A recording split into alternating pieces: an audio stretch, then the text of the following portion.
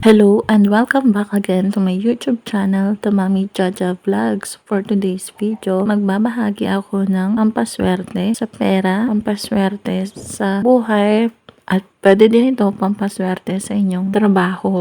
Kung kayo ay mahilig sa mga pampaswerte, pasok lamang kayo sa video ito. At kung hindi naman, humanap lamang kayo ng video na gusto nyo. Mahalaga na gumawa kayo ng mga pampaswerte dahil baka kayo na lang ang hindi gumagawa nito. Talo ang mga walang alam na hindi gumagawa ng mga pampaswerte dahil ang iba ay marami ng alam pagdating sa mga pampaswerte, kaya sila yumayaman at umuunlad sa kanilang buhay. Meron silang mga protection, mga lucky charms, mga pampaswerte, kaya sila umuunlad hindi lang dahil sa mga kakayahan nila, sa katalinuhan nila, mga skills nila, kundi meron din silang mga tinatago na mga pampaswerte para ma-boost ang kanilang confidence, mas lalong lumakas ang kanilang loob na harapin ang buhay, tuparin ang kanilang mga pangarap, magpatuloy sa buhay. Kaya kung kayo ay masipag na tao at meron kayong mga pangarap sa buhay, lalong-lalo na ang pangarap nyo sa inyong pamilya, gumawa kayo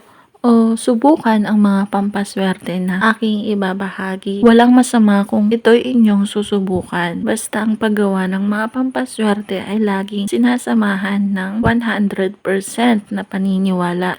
Paniwalaan mo palagi ang mga pampaswerte na iyong ginagawa at maging positibo at maging masaya at palaging alisin ang mga negatibo mong naiisip, alisin ang mga galit at sama ng loob. Mangangailangan lamang tayo dito ng coffee beans. Kung wala pa kayong coffee beans, pwede kayong makabili nito sa supermarket o kaya mag-order sa mga online store katulad ng Shopee, Lazada, and TikTok. Ang coffee beans ay mabisa din pagdating sa pampaswerte sa pera at ginagamit din ito na pang protection laban sa mga negative energies, sa mga malas, sa mga evil eye, mga inggit. Mangangailangan lang tayo dito ng 3 coffee beans at susunugin ang 3 coffee beans. Ang pagsusunog ng 3 coffee beans ay para sa protection at malis ang mga negative na energies, ang mga malas, at ang pagsusunog ng 3 coffee beans ay mapapabilis din ang pagtupad ng mga kahilingan mo. Kaya kung meron kang coffee bean, magsunog ka lang nito ng 3 piraso para bilang protection mo sa mga negative energies at sa mga bangungot at sa mga evil eye, sa mga inggit at sa mga malas. At ang pagsusunog ng coffee bean ay para magpabilis din ang pagtupad ng mga wishes mo. Pwede ka ding maglagay ng coffee bean sa inyong wallet kahit na 3 piraso lamang.